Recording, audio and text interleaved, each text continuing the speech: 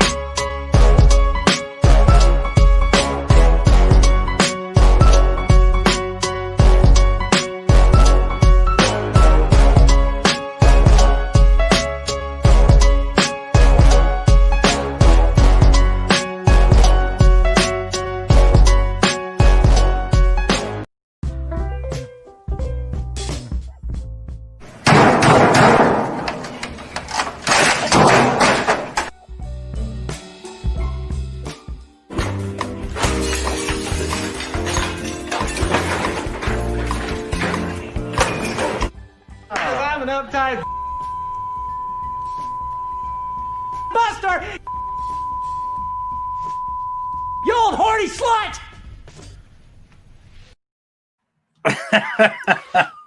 That was effing great, man. I appreciate that so much. You don't know how true that holds to my my luck with CGC. That is great. So everybody, what can I say? Welcome, Doom43, man. Say hello, everybody, brother. Yeah, aloha, man. Aloha. Thank you, everyone who's in the chat. Thank you for inviting me.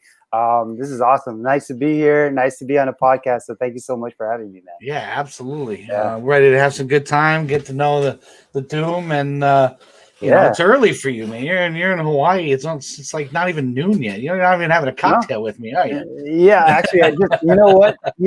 So here's the thing, man. I don't even know how many podcasts I've been on. I still get nervous. So I always try to have a beer or two, like right before, just to get something in. And so I actually just had just 1.5. So I'm good, man. I'm good. Yeah, all right. Let's do it. I'm the same way, man. I'll probably be on episode 60 and I'll have knots on my stomach ready to go live. It's so weird, like how many things I've done, and I'm like, I was downstairs and I'm like, am I still nervous? Like this is crazy. But yeah, it's nice to be here. I'm good. I'm a little inebriated, so yeah, let's do this, man. That's the best way to do it. So I'm gonna go out down to the chat. See who's got. We got Sith Lordley, Six Face Comics. What up, Sydney? Ruben Guzman. Let me see. CLG Comics. What's up, brother? David McKay, one of my 3 Men in the Basement brethren. We got the Doom143 saying what's up. Johnny Dakota, what's up, my man? The Butcher, Pressable Defects. Make sure you guys check them out at 8 o'clock. I'm starting off this triple threat with East Meets West right after me. Great Sunday for you two. The B-Man. We got J Salsa 23, Glensky 12, Joker M21. What up, brother? Joker's up next with his broski on the East Meets West. We got Tech 27. Christopher Babcock, Glenn 2K12, Rudy Tatig, I think I said that. Zeus Ortiz, the co-worker. We got Guy Ford from Pressable Defects. We have Dave Levesque, the brother, the man in charge of all the T-shirts that you see on YouTube. You didn't know that, did you? I did not. Doom, yeah. So he does Pressable Defects, NY Warriors, 3 Men in the Basement. He's doing quality work, man. Yeah, man, it's good Really stuff, quality. man. And, Maybe I should get a T-shirt. Yeah, you should, man. I'm missing one. Look, I'm sporting my personal defects right now. Yeah, I would it's have a gladly better been shirt. wearing a Doom 143, man. Maybe I should get a Doom T-shirt.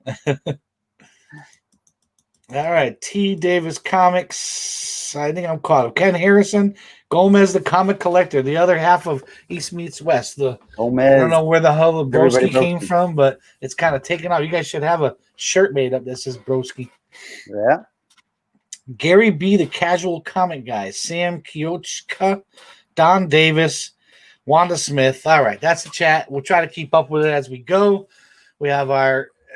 If any of you are watching and you are not subbed up to Freedom in the Basement, please hit that subscribe, hit the notification bell so that when we go live, you get notified.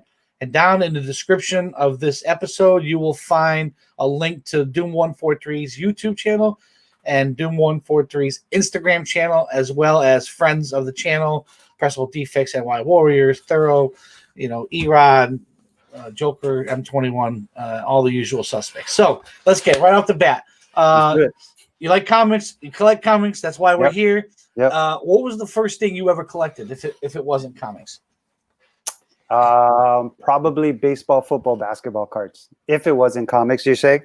Yeah. Well, I mean, if comics was the first thing you did, but I just tend to find that, people, I don't know how old you are, so I would say the demographic between 30 to 50, if we collect comics, we like to collect things, it's not just comics. So yeah, for sure. So like it actually all encompassed into the same time, right? So what am I? I'm 45 years old, right? So I came up during the we're the same age. So. Yeah, so the peak, I came up during the peak time of like, all of the cartoons that were coming out. I think Electric Company had Spider-Man on it, He-Man, Transformers, all that stuff, right? So, but at the same time, being, whatever, what was that, like intermediate, maybe elementary, like 5th, 6th grade, around that time, I'm still into sports, right? Baseball and all of that stuff. So of course I still have my my athletes that I looked up to, but at the same time, I'm still invested in comics.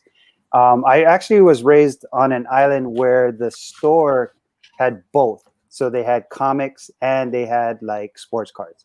So I would usually buy like 2 or 3 comics, and then I'd buy like 1 or 2 packs every week. Yeah, I think back then a lot of the stores were like that. It was comics and cards. Yeah, because nobody else was selling all that stuff. Yeah, so and there wasn't any Pokemon stuff. There wasn't any Magic the Gathering. It was like sports cards and it was comics. It's kind of funny that those two people blended, but yeah, so I used to pick that up. So yeah, it was always comics and cards at the same time. Yeah, for sure.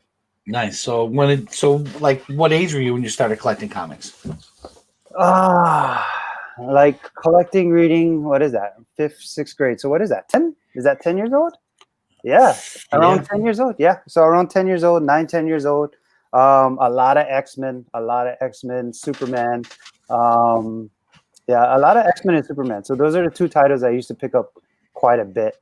And it was mostly an art thing. I did read a lot of them, but it was mostly an art thing. I've always enjoyed the art in comics and stuff like that. And, there's certain artists that you tend to kind of veer to? It was just the fact that I couldn't draw. So because I couldn't draw, I always used to look up to people that could draw. I didn't even know the people's names. Like I never connected with people like Jim Lee or McFarlane because I didn't know the names. It was not till actually like the second time I started collecting, which was about like maybe 5 years ago, when I really started to realize like, okay, there's an actual history and there's an actual name connected, and meeting certain people or like, really enjoying someone's art. So it didn't happen really till like later on. Sure. Yeah. Sure. I mean, definitely one of the things that sticks out to you when you're collecting comics is the art, especially the cover or the first panel on the inside. Yep. Yeah. Yeah. So what is your favorite comic in your collection? Right now, the one right behind me, I forget how this thing is done. So right now behind me, this is my favorite. And so it actually has a mixture of a lot of things that I like. So this is a Mighty Avengers #3. This is a variant. So this one has Eminem. So Eminem's on the porch, supposedly this is his address in his house that he was actually raised in. Oh, really? Yeah, back in Detroit. So this is the actual house. This is the actual address that he was raised in. And so this is actually my favorite comic right now. I've never even thought about like giving it up. So I'm really into music, obviously. How long have you had it? God, when it first came out. So this is what happened. So I'm not on Facebook anymore, but I used to be on Facebook. And Eminem put out a post saying that he has a comic coming out, and he's just saying thank you to Marvel and all of them for putting him on this comic, blah, blah, blah. And because I was such a huge Eminem fan at the time, I was like, I got to find this comic. So mind you now, I wasn't collecting comics at all. Like I was not. So when did this thing come out? 14, right? So 2014 it came out. So I wasn't collecting comics at all. And then, so I go to the comic shop. I know there's one right down the road. So I go up to them and I'm like, yo, do you have this comic? And they said, yes. And I had to have it. What I didn't understand at that time is that they wanted like, I think $25 or $50 because it was a ratio. I think it was like 1 per 25 or one for 50. And because I haven't been back in so long, and I didn't know what the about hell that meant, did you? I was all like, no, the comic's $3.99 or whatever the hell it is. I was like, no, it's $3.99. It says right here on the barcode. I'm all like, you guys can't charge more that's on the barcode. I'm pretty sure that's illegal. And then they're like, you know, so they're coming, no, it's a ratio and all that stuff. I'm all like, I don't think that's how things work, especially when things just came out. Like, mind you, I don't know what's going on. Anyway, so I just bought it. And I kept it. And that kind of got my interest going, steamrolling back again. And it's been pretty much nonstop. That's a 9.8, right? It's a 9.8, yeah. So you submitted it? That's the one you bought in that store? See, here's the funny thing. So I bought it at a 9.8. I mean, I bought the thing raw, right? And I didn't know anything about pressing, cleaning, nothing. All I know is that I put it in, I think it was just your regular poly bag and a backboard. And I just held on to it.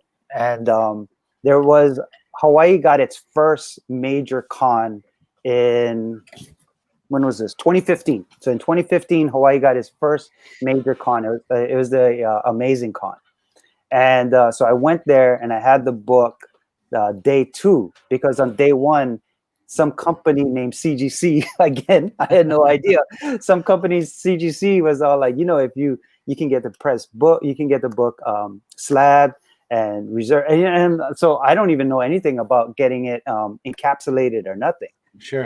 Right. I'm totally like back in. Like you figure, oh my gosh. So if I was 10 years old, I collected up until I was a junior, right? So how old is that? 16, 17. Yeah. Right. But then I don't collect all the way to 2014. I don't buy my next comic. So there's this huge gap. Yeah, just a bit of a gap.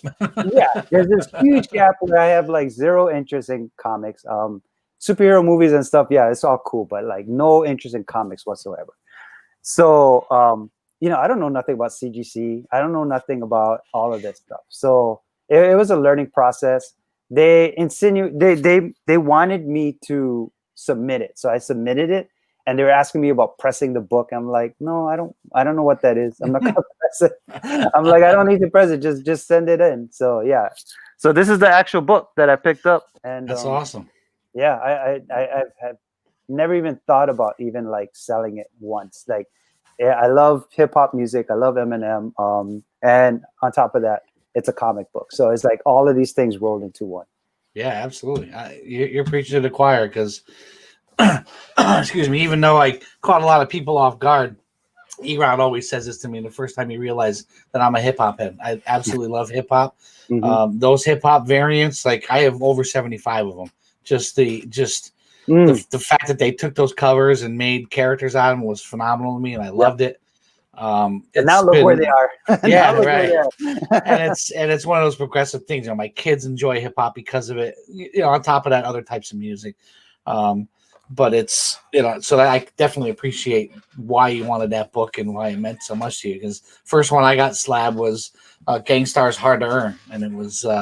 Night Brandon, something star or whatever. It was Hard to Learn was the cover. I'm a little bummed because it came back to 9.6, but I'm sure someday I can find it at 9.8. we see what happens when you get a 9.6, right? Yeah, right. Just start throwing chairs through the freaking walls. I got it. Glenn, buddy, we have our shows every other week that we have. We're gonna have one this week, Thursday or Friday, where you'll see all the usual suspects on our show. They're very busy on Sundays. Apparently, I'm the only one who doesn't do anything on Sundays. So I appreciate you watching, though, bro. Sunday's a great day, man. Sunday's yeah, a great day. yeah, especially the comics. Yeah, the triple threat, man. This has been pretty cool with me kicking off East versus West, or East meets West, and then Pressable Defects. Yeah, bring it in on the backside. It's like the cherry on top. So I definitely enjoy my Sunday night on YouTube. Yeah, for sure. All right. So do you have anything comic wise quirky that you, or titles that you collect? Like, so here's an example is, okay, this, like, you have that one. This is my baby. I would never sell this.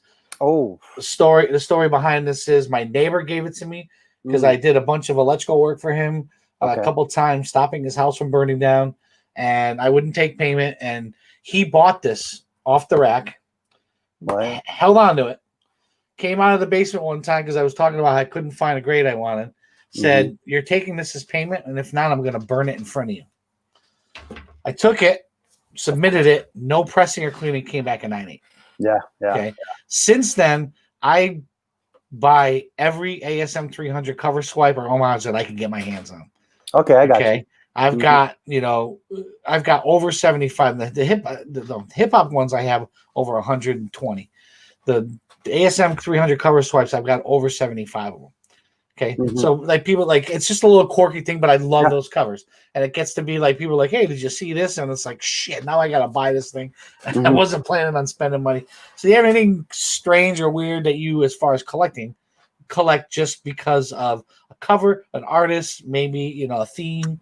Man, I wish I came a little prepared because I did see your message, but okay. So here's my thing. I have, maybe a box full of these things. So it's anything with a villain or a hero on the cover, and then there's rain coming down. Really? Yeah. So that's like my favorite quirky thing. So anytime I see. So I just bought the Doom 2099 variant. I don't know if you saw that one, but it has the Doom 2099 on it, and there's like rain on it. Basically, X23 #1 is probably one of my favorite. I have the Delato variant for that. Nice. That one, she's in the rain, so it's like a double whammy. It's an X23 #1 plus she's in the rain. Batman does a lot in the rain. Thor, Storm, a lot of Storm covers with her on the rain. For some reason, that's like my I read your thing, and then I brought some stuff because I was trying to prepare for this as much as possible. But I wish, because so basically that's what it is. My wife collects comics too, so her quirky thing is Scotty Young. Anything Scotty Young comes out, so she has like, geez, I don't know, like 2 boxes of just Scotty Young. Really? Yeah. Guy Forge is a big Scotty Young guy too. Yeah, my wife has everything Scotty Young. She has a couple of stuff signed, and it's crazy. So that's her thing, is Scotty Young, and mine is just any superhero villain, and they're in the rain on the cover. I buy those automatic. That's awesome. I love it. Yeah, I love it. Yeah, look for some stuff. Like you'll notice like those covers are like pretty cool. I have a Captain America one that's pretty sick.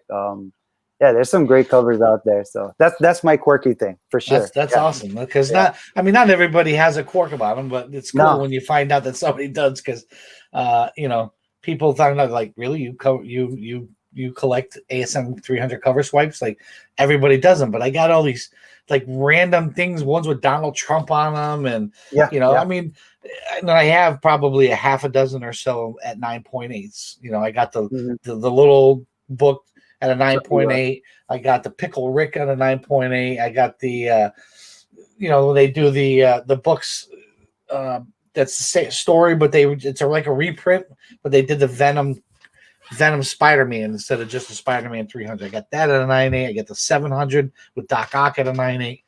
That's actually I mean, not to talk about value wise, but anytime you buy, I notice any Spider-Man 300, or Spider-Man #1, the one McFarlane does. Yeah. Do you remember that one? So there's a big, anytime there's cover swipes of those always seem to have like a following. So you know, so yeah, definitely. I mean, those are good cover swipes to always get into. And then there's a lot too. You ain't got to tell me, man. And it's because people in the community know that I collect those. As soon as there's a pre-sale or something, bam, like the one that just went on sale the other day was Juggernaut.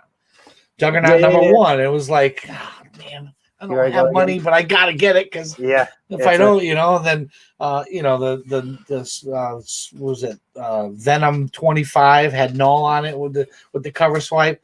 I went on that. It was funny is you know, not to get too far off, but they went on sale, and I went on like 5 minutes after they went on sale, they were sold out. And I had like this big rant where I was getting all pissed off that, you know, people are buying all these copies to flip on eBay. And I just want, I'm not paying. It turned out I pre-ordered one and I forgot.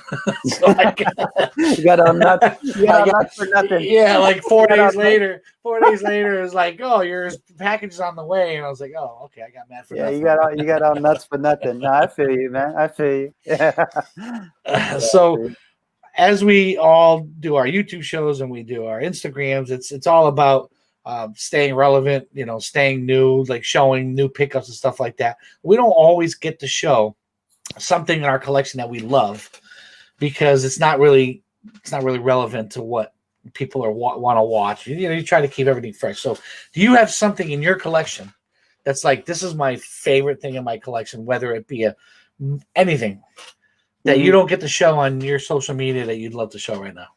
Yeah, so I was actually going to point this out real quick. So this is, if you notice, badass, man. Yeah, so this is the thing that I got done. It's my icon, I guess, my icon. So this was 2015. This is actually done by George Perez. Believe it, this was only like $40. Really? Yeah. So this actually. So there's a weird story about this. So in 2015, George Perez came to Hawaii, and so if you come to Hawaii, there's a lot of Thanos gauntlet shirts with the shaka on it. So everybody's trying to say that there's a first one that did it, but I know I was the first one that did it. So so in Hawaii, yeah. So this was my first con that I ever been to. George Perez was like one of the first artists I met. I haven't signed a bunch of stuff. He did this for me, and yeah, it's like my favorite thing that I have. Like seriously, awesome. Like I love this thing, man. Like when I saw that as your logo, I was like, that is freaking badass, and you could tell right away it was something that you have in your possession and took a picture of, because there's no way of making that up. Yeah, no. So what happened is when I met Perez. And this was when the Infinity Gauntlet was actually getting super popular, right? Yeah. So we saw Thanos on the cover like this. And I was like, oh, you know, it'd be kind of cool if Thanos did the shaka, right? And then George actually added the lei. He was all like, well, why don't I just add some, like he's wearing a lei and stuff. So he actually added that for me. And so, yeah, this is like super cool. That is way cool. You got a lot of one of a kind, and nobody else has that. Yeah, and he even has the date 2015 on it. That's awesome. Yeah, so it was really cool. It was like I said, it was my first con. Hawaii had its first con, and this thing is really special to me because this steamrolled like a lot of stuff. This steamrolled like a lot of things, man. It just went crazy from there because prior to that, I was into the stock market. I was doing the stock market a lot. It's just like buying and selling comics, man. No, and so that's what happened. That's what happened is what I started to realize when I started getting into the buying and selling. I was all like, oh, this feels very familiar. Like, you know, and even the spec game, speculating and all of that stuff, that feels very familiar. Really knowing what's going on with your company for the stock side is kind of like, you know, really what's going on with like a character or the possibility of a character. So yeah, it was really cool. Like when I got back into comics, it wasn't just the collecting part. I also realized, oh, there's a monetary value, a monetary side as well. And if you do it correctly, you can actually do, you know, probably pretty well. Yeah, and 3 Minute Basement, we always talk about let the hobby pay for itself.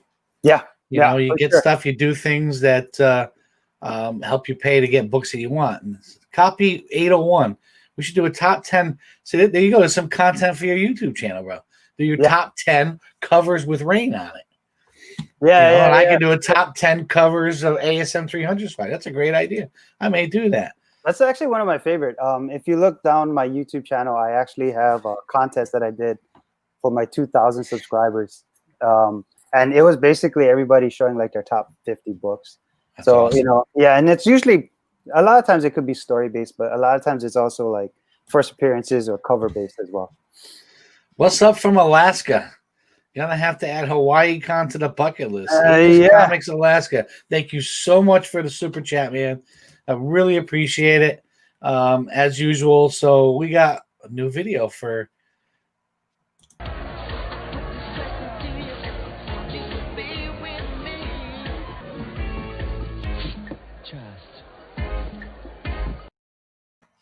Nice. So thank you very much for that super chat. Jokers, he's getting excited. Yeah. We appreciate that right there. But yeah, I never thought of that. I mean, people have asked me to do, my top 10 hip hop covers and all that. There's usually when I first started, actually when I very, very first started on YouTube, like there was a thing that came out, and I think it was like your top 50 covers or your top 50 comic books. But see, back in what is that, 4 years ago, you had to be tagged to make the video.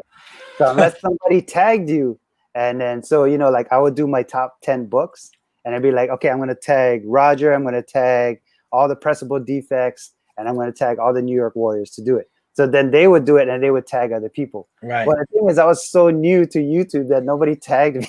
And I was like the new guy on YouTube, like with like 10 subscribers. I was like, I got 10 subscribers. Like, can somebody please tag me? Like, I want to be tagged, but like, I don't know nobody, right? Like, I don't know anybody. So I was like, damn, man. I've done that on Instagram before where I had like a new book come in. I'm like, well, nobody tagged me for Top Aaron Tuesday, but I'm showing it anyway. Right? Yeah. And then now you get tagged for everything, and you're like, okay, you're busy now. Yeah. See, Gomez remembers it. I think I saw E-Rod in here too. Just want to say what's up, E-Rod. What's up, Doc J? Yeah, for sure. Yeah. So is there anything in the comic book collecting game now that pisses you off? Tell them why I'm mad. Tell them why you're mad, man. Tell them why you're mad. I know it's hard to be mad in Hawaii, but no. Actually, so here's the thing, man. I've been doing YouTube and comic collecting now, 4 or 5 years, right? When did I say 2014? Let's call it 5 years. Let's just call it 5 years, even though that's 6 years. So I've seen a lot that has happened that did make me upset before. Store variants, CGC with the unicorn jizz inside.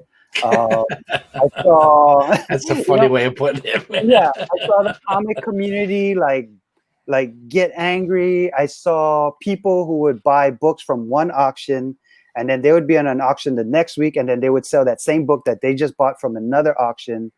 I've seen beefs between people. I've seen it all. I've seen it all within the past. And there were times that I used to get upset and pissed, even when it comes to comics, second print, third print,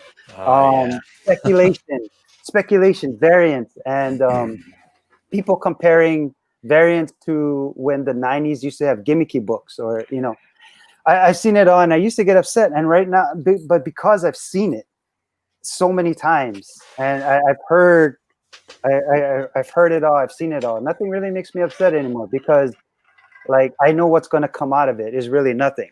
At the end of the day, nothing's really going to come out of it.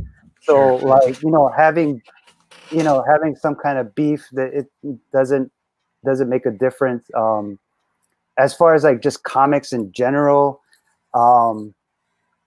like second print, third print, I get it. I know why Marvel's doing it. They realize they can't make money off the secondary market. So let's pump out, and we know this book is selling well. Let's pump out a second print. Let's put a variant added to the second print. Let's take a page from the first one. Yeah. Put it on the cover.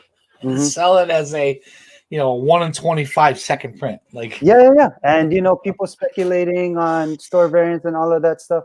And no, so nothing gets to me anymore because now I've learned to navigate myself through all of this the way that I need to navigate myself. Unfortunately, I had to learn the hard way, but I think sometimes that's the best way to learn. Yeah, sure. Even mystery boxes. I think Gomez just put mystery boxes and stuff. All of these things, there's no reason to get upset. Now, I will tell you something that slightly irritates me. And what slightly irritates me is, and I just was talking to some of the guys on, I think, Pressable, and I was talking to Thorough and Joker and all of that, is that when a brand new character comes out, right? Let's call him, I don't know, the Hawk, right? Okay. So let's say the Hawk comes out in the next Spider-Man comic book. I feel like a lot of people are really quick to be like, this person could end up in the MCU. This person could have like their own TV show. And it's so quick to go straight to speculating based on the fact that they could hit a movie or something like that. Sure.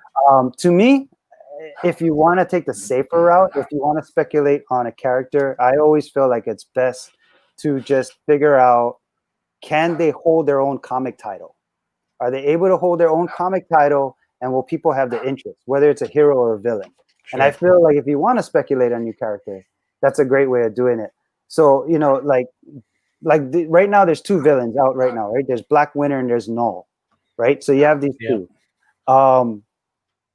If you don't know what to do with these, like you don't know whether to invest in, or you know what, let's take a newer one. Let's take Virus.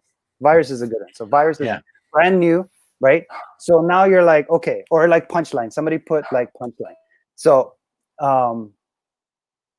like take a look at these characters, read them. Do you feel like they can kind of hold their own title? Like, do you think that Marvel or DC could actually put a comic out just for them, just their own title, even if it's a 4 or 5 miniseries? Do you think they would have enough interest to do that?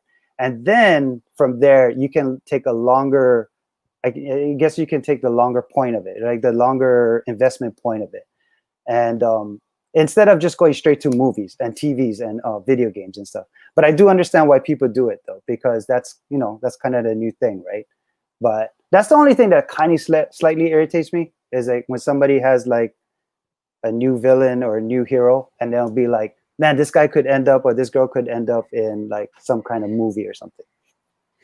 Yeah, right. I mean, like, I think we talked about one of my past shows, like how many new characters are actually gaining steam because of comic books. Like Punchline's a good one. She was there's no video game, there's no, and the other one is Null. Like people are going crazy for this with no video game, no TV show, no movie. Yeah, and that's what's going to bring the longevity into that character. And sure, if you want to buy or speculate or buy a first appearance, I would say that's how to do it. And that's just my personal opinion. So like I said, nothing makes me mad anymore. Like I've seen it all, and it's not worth it, is it? it's really not, because I mean, like it just because I've seen it come and I've seen it go, and everything happens in waves. Yeah. Even if the comic community has like a little like beef for some reason, because I've seen it, I'm like, okay, well, this is gonna fade out. It's nothing, whatever. And that's just how it is. Like, so nothing really in comics or anything phases me out anymore. That's good though. That's good though. I mean, I get a little irritated when there's a book that I want. Like I talked about the Null to the 25, Venom 25. I only wanted it because the ASM 300 cover swipe, and it was sold in a minute, and they're triple the price on eBay. It's like the cover came out, and there's only 1,000 copies. How does it benefit the publisher to only do 1,000 copies? Because the only people making money on that are the people who are reselling it.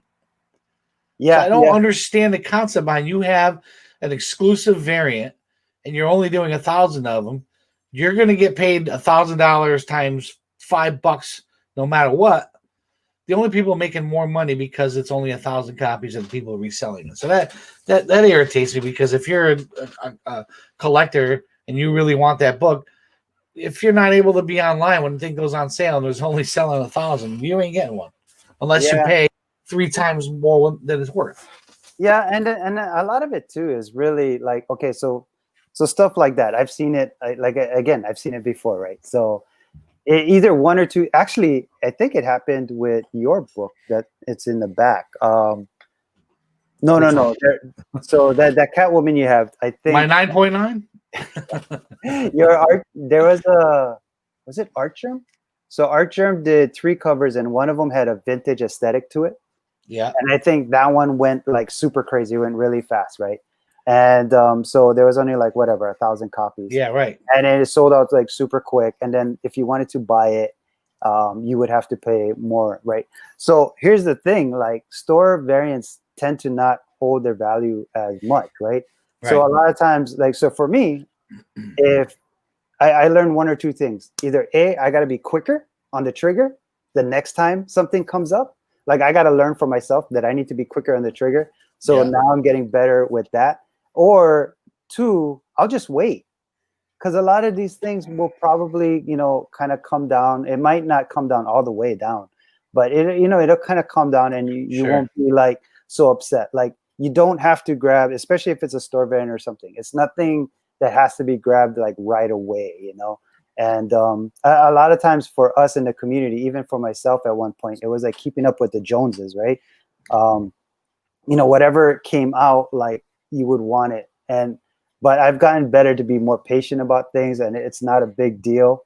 And things always kind of come down. It's just like speculation too. Again, hate going back to that, but like, like somebody like Submariner, for example, they're like, oh, he's officially going to be in the movie, whatever, right? So now everybody's going after Submariner #1. It's getting kind of crazy. There's always this, what I call like this lull. Yeah. And where people forgot about Submariner being in a movie. Because if I tell you right now, yo, Roger, Submariner is going to be in the next Black Panther movie. If I tell you that, you get excited now. Everybody gets excited. We start going crazy. Well, guess what? You know how long it takes to make a movie? Yeah, right, exactly. Let's say it takes about 2 years. Yeah, let's say it takes 2 years. So guess what? Like right after about 6, 7, 8 months, now it starts coming back down to normal. Everybody forgets, and it comes back up when the next trailer hits. So finally, the trailer hits, and boom, it goes back up. So it's being able to know that, okay, these, and like I said, it's like the stock market. It's kind of being able to know where that lull is, where you can kind of jump back in. Like you might not get it as cheap as you did before, but you're going to catch it more towards the bottom. Exactly. You either get it right off the bat, or you wait until it comes back down. And, Jay, that's a good point. I never thought of that. The reason they do that is because they can charge $60 for the set, because they justify that because there's only 1,000 copies being printed. 1,000 virgins, 1,000 trade dress. So that's a good point. I never even thought about that. So they could charge more, but they can also charge less and print more, and you'd have the same thing, I guess. But I guess there's less excitement when there's. Yeah, well, our hobby is based on supply and demand, right? So the demand, if there's less supply, then if there's more supply, maybe the demand isn't as great, right? So. Yeah, absolutely. Yeah, and you know what? I mean, it's going to happen. People are going to buy these sets and sell them for a lot. There was just this Goofy Delato that just came out. I don't know what it sold for, but right now it's going crazy. Yeah. That Mickey Mouse Delato that came out. So yeah, that Mickey Mouse one. Yeah. So what was that, a 100 or something like that? Yeah. So and it is what it is. I've seen, and a lot of these stores that do make these store exclusive, they don't just get the store exclusives now. They get the cover A, they get all the variants that add up to that 1,000 copies. So if they have 1,000 copies, that means they're going to get 10 of the 1 in 100. They're also going to get the 1 in 150s, and they're going to get all the cover A's. So they get all of that. So yeah, these stores definitely, that's why they do these things so much, because they can bank off of it. Yeah. So I'm going to go back to the chat. We got let's see, we got Universe X, Gary B, the casual comic guy.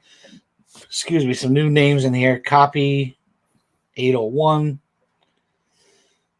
Guys, if you have any questions in the chat for either the Doom 143 or myself, but not for me, because we're here to find out about Doom 143. Know everything. So they know everything. You can ask questions for me on one of our 3 Men in the Basement shows. But so I want to take a second to talk about something that 3 Men in the Basement have coming up. I think Oh, Doom yeah. said he's going to come. So, all right. I would love to come, man. You're in the basement comic swap at the Angry Hare, 102 Payne Road, Newington, Connecticut. Guys, everybody is dying to go to a con. And, we've been doing these for the last couple of years. This is our fourth swap. We did 2 in Connecticut, 1 in New Jersey. A lot of the local New England guys that you see on YouTube have come to these things. But this is the one to come to. I think if you have an opportunity to drive a couple hours and come, it's like a 7,000 square foot space. We have a food truck coming. We have a DJ booked.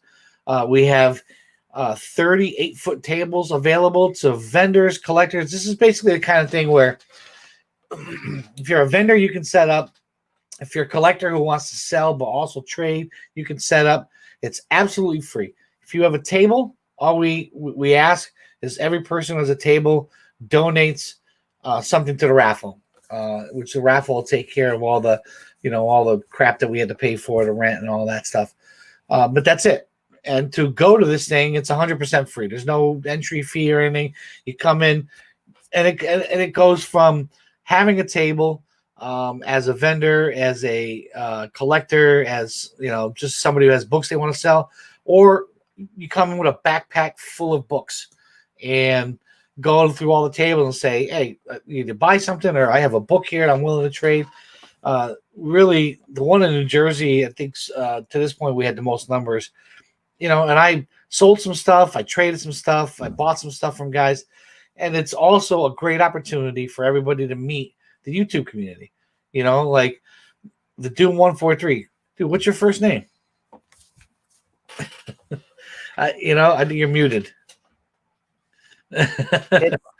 It's Steve. Steve, all right. Yeah. So, and no, I was talking about your guys' thing. I was like, is your guys' thing really hooked up next to a tattoo shop or something? So it's not open yet. So the place that we're having it is called the Angry Hare, and what it's going to be is he's basically a hair salon, and like during the day they're gonna have like metal bands playing because there's like 2 stages, and when they open and he gets going, he has a spot for a tattoo artist, and he's gonna rent the space out to a tattoo artist. No, that's what I was on East Meets West, and I was all like, yo, how is this not the greatest con ever, bro? I'm all like, you can get a tattoo, you can get food, you can get beer and comics. I'm all like, yo, The only thing they're missing is a couple of strippers in the middle of the damn con. That's it. I was all like, dude, that's the after party. Go with that. Yeah, the after party, right? After the party's the after party. Yeah, that's right. But yeah, no, I was just saying, like, what a great concept, what a great con, and I mean, you guys are taking all the correct safety precautions and stuff, so. I mean, I wish it would be 801, man. 3-hour drive is not far, brother. It's not far. We blocked out some rooms at a local hotel. He originally Otto blocked out 5. We sold those out, so we blocked out 5 more. And it's the hotel room is not far from the venue. It's going to be a phenomenal time, and everybody is itching to have a con. You know what I mean? So. We've already got something like 10 or 12 tables reserved. I know Gary's already got a table. Our friends at JNS Collectibles have a table. Pressable Defects, too, right? Erod has one. Pressable Defects has one. So it's just going to be a good time.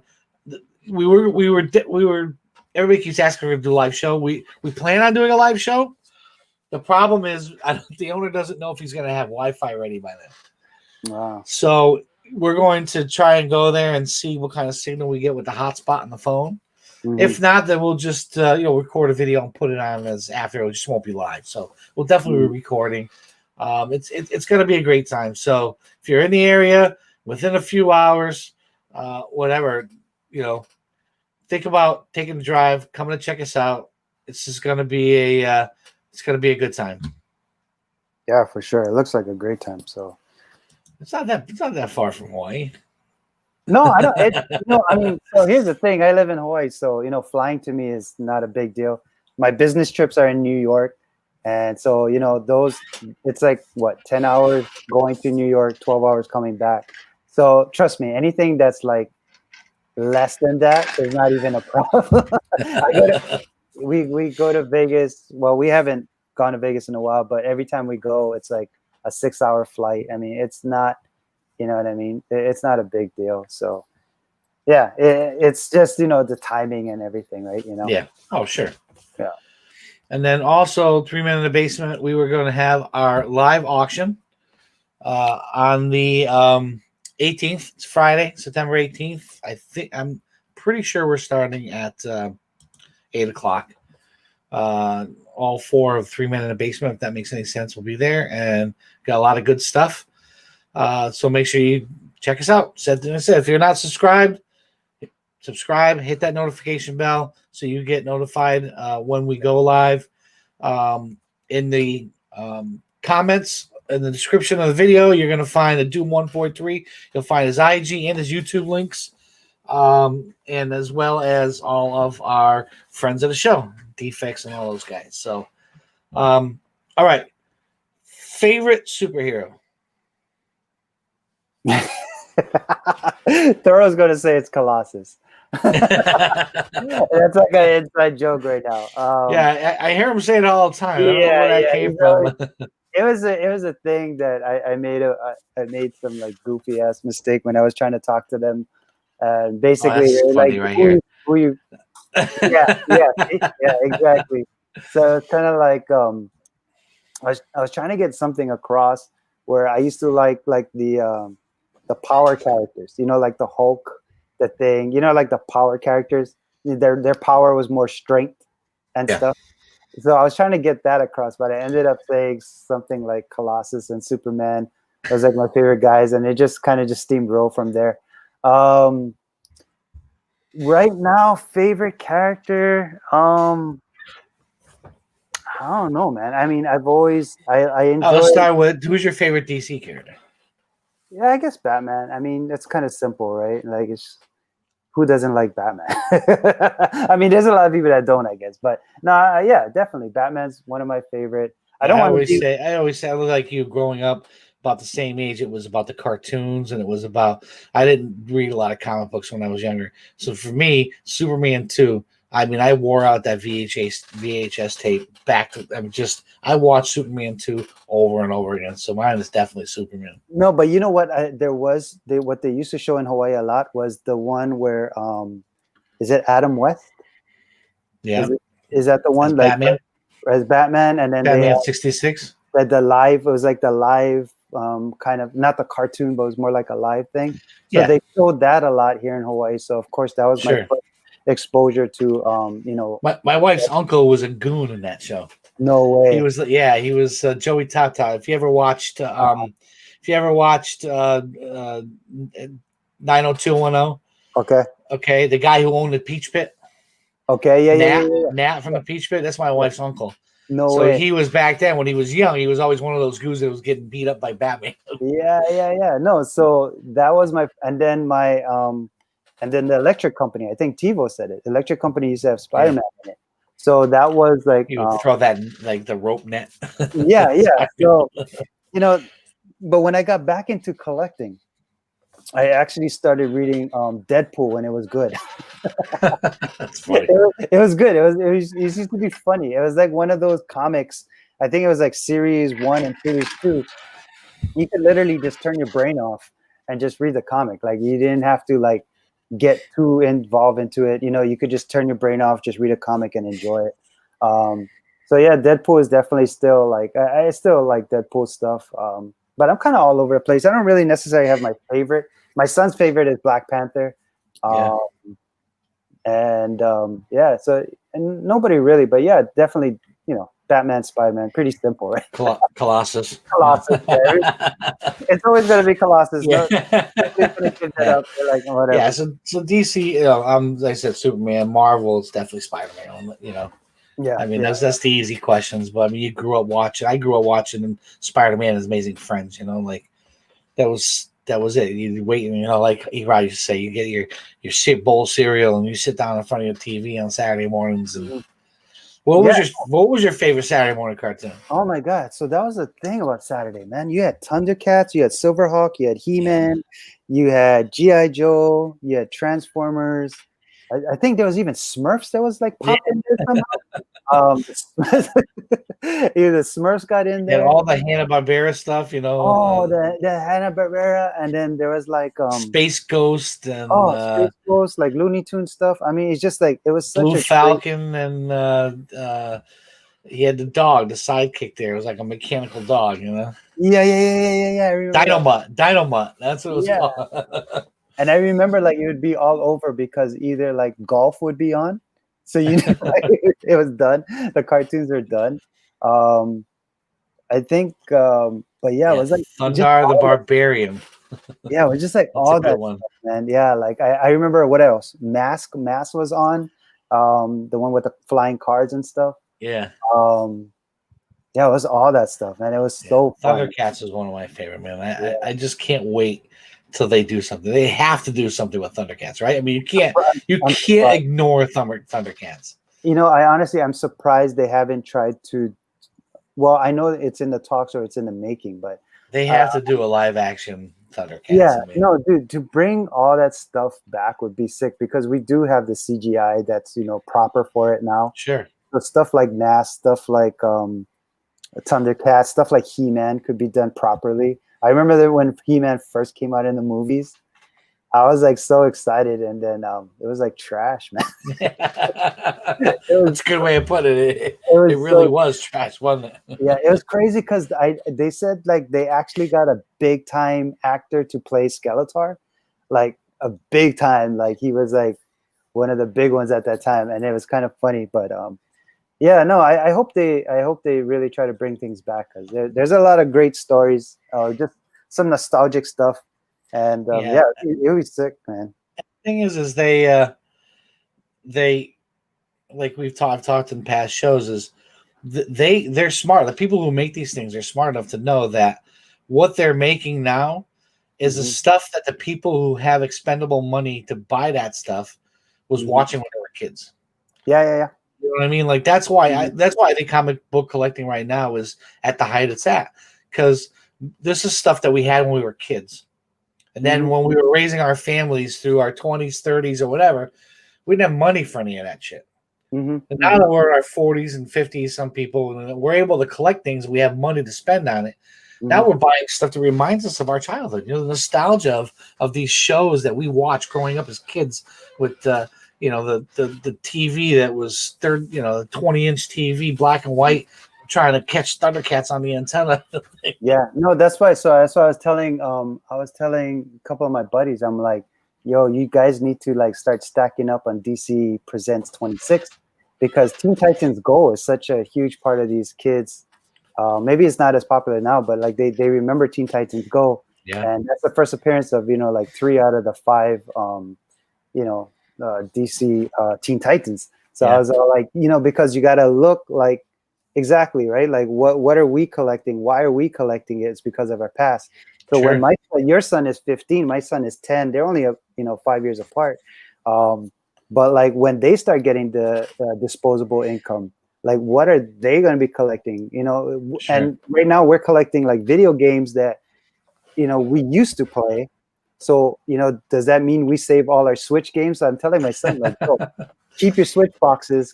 Right. Because 30 years from now, that shit's going to be worth money. Yeah, you're going to be like, yo, you're going to remember the Switch. And you're going to be like, oh, I remember. Like you're telling me Zelda Breath of the Wild not going to be worth money later on. It's such a huge video game right now for the kids. Yeah. Or, just stuff like that, like, so what are they looking at now? And then like for comic collecting, that's how I'm kind of trying to do things on the side as well. Trying to figure out like, well, what are they doing now? What are they looking at? What bums me though is when I go into a comic shop and I don't see even like one kid in there. Yeah, wow. It's just like I'm just like, oh man, that's the one thing that bums me out, man. Well, I mean, the comic people don't care because we're there. We're in there. Yeah. It's just I wish the new generation would be in there too, though. It would be kind of cool to see the kids. I know only like couple kids because it's like the sons of my, my friends, right? I only know a couple of them that's actually in there, reading and all of that stuff. Like I don't know how many of these kids, like my son's age and down, I don't know how much of them knows Punchline. No, right. Yeah. Yeah, you know what I mean? Is it just us, all the 20 and up. So, stuff Well, like I mean, which is okay as long as we try to get them in. Like my son won't go to the LCS with me, but it'll be like if there's anything Batman, Teenage Mutant Ninja Turtles, boom, he's dad get this. They've had like the three versions of it, and he's got all of them, and he reads them. So there's certain things that he'll read, but you're right, he won't go in the store and just flip through books and see what they have. Yeah. And I mean, it's fine, but it's kind of bummy. Like when I go into my comic shops, it's all adults.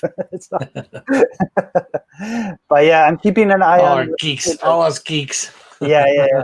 No, but see, that's why like I'm keeping my eye out because I know my son them is going to know Avengers. I know they're going to know Miles Morales because of all the cartoons and the Avengers movies. So there's still going to be that part with them down the road. So I know there's still going to be collectability for sure down the road. Well, I mean, the problem is the collectability at this point is movies, because they don't have to read it because they're making it.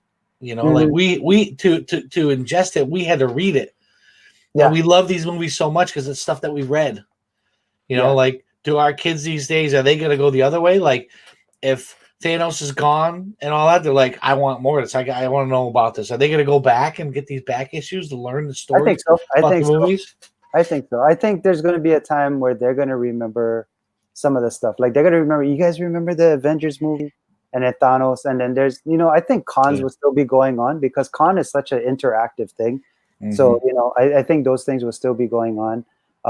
I think my boy Alex, the comic hoarder, like 4 or 5 years ago, he was all like, always look at what the kids are dressing up as, and that's who who will be big or who's big and who's super popular. Yeah, right. And I remember going to a con and it was just full of Miles Morales. Like this is before the movie came out. Sure. But all these kids are all dressed in Miles, and so he's a hip new character, Yeah, so it kind of makes you more self-aware of like what you see the same with Silk as that starts to come about, and they announce that there's going to be a show or whatever. I think you're going to see that too. You're going to see young girls dressed up in Silk. Yeah, well, a lot of girl power going on right now these days. Yeah. So yeah, definitely for sure. Yeah. All right, so I look at your social media. I know you like comics. We talked about you like music. So what is something about you that nobody would know by looking at your social media? Because that's really how we know about each other. I go back to all the shows. One thing, I love the theater. I'm a big theater guy. Yeah, I like hip hop. Yeah, I like heavy metal, but I love going to the theater. My daughter and I do that a lot. I know all the words to every song in Hamilton. Nice. But you can't tell that by looking at my social media because it's not something that I share a lot of. Right. What's something about you that nobody would know just by looking at your social media? I think the older people probably know everything about me, but if you're new to me, the fact that I've trained, jiu-jitsu, boxing, and kickboxing for the past 16 years. I've done that, a lot, and probably the fact that maybe I golf quite a bit. So those are probably the two things. Nothing wrong with that.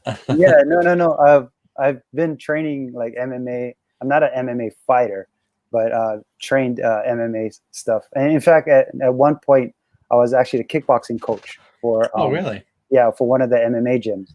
So that's something. And then I just started doing no-gi jiu-jitsu.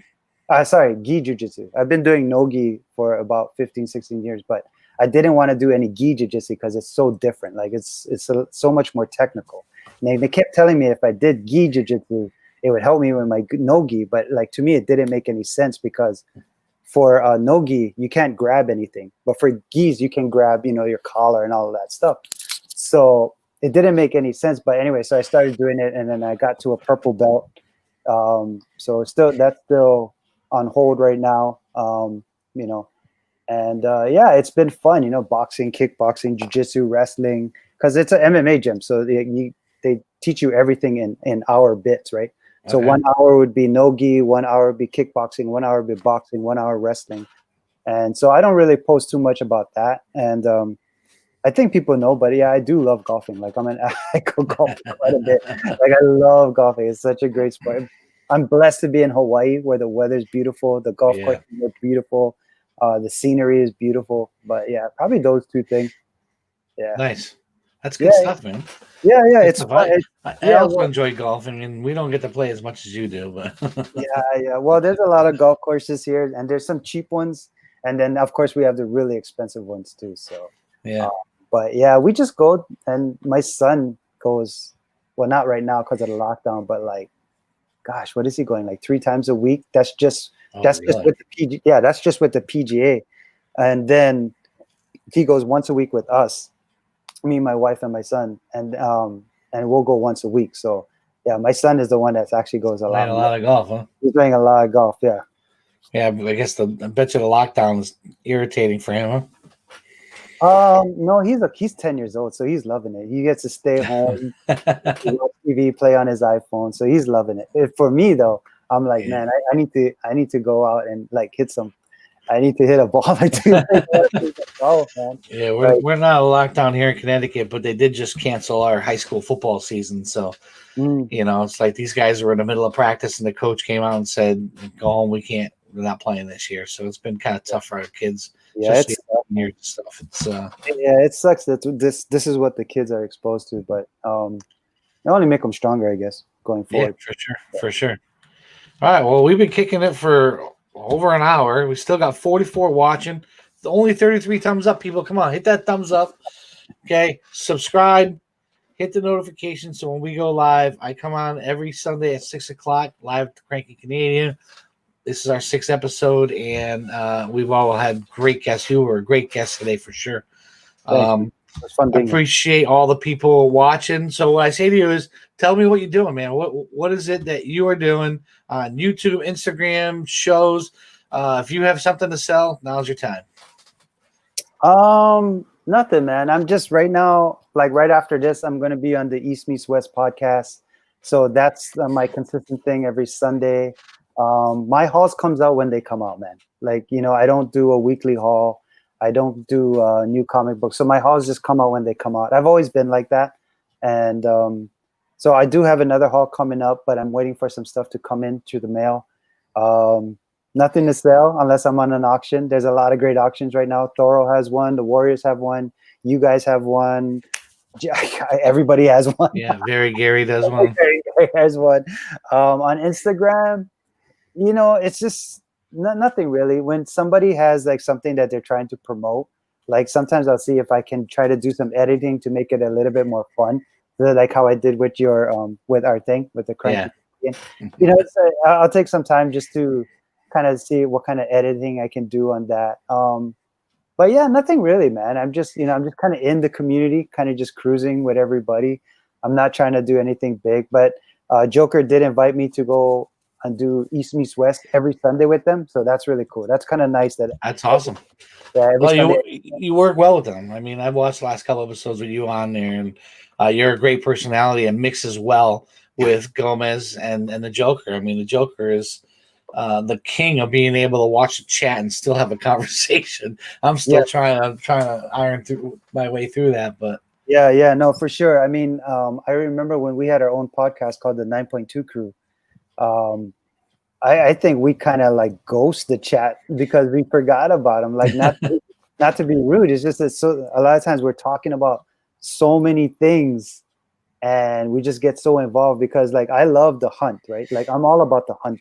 I love going to back issue bins and digging. So a lot of times we'll talk about anything related to the hunt, and we keep on forgetting like, oh crap, there's a chat, and maybe we should listen to the chat. And for real, that was our fault. It's just hard for us to do that. All right, well, I'll tell you what, man, I appreciate you coming on. Everybody out there, make sure you head on over to Joker channel for East Meets West with the Doom 143, and then after that we have Principal Defects, the Forge Boys, and my man Jay the Butcher. And I will be in the chat, definitely chopping it up with you guys because Sundays are my favorite comic day with all the stuff we got going on. So with that being said, thank you everybody that's been watching. Anybody that watches on the rewind, remember in the description, Doom143's links to his Instagram, his links to his YouTube channel. Man, I appreciate you, man, and thanks a lot for coming on. This was fun. Thanks, man. I greatly appreciate it. Thank you. This is fun talk. And with that said, peace out, everybody. Good night, Canada.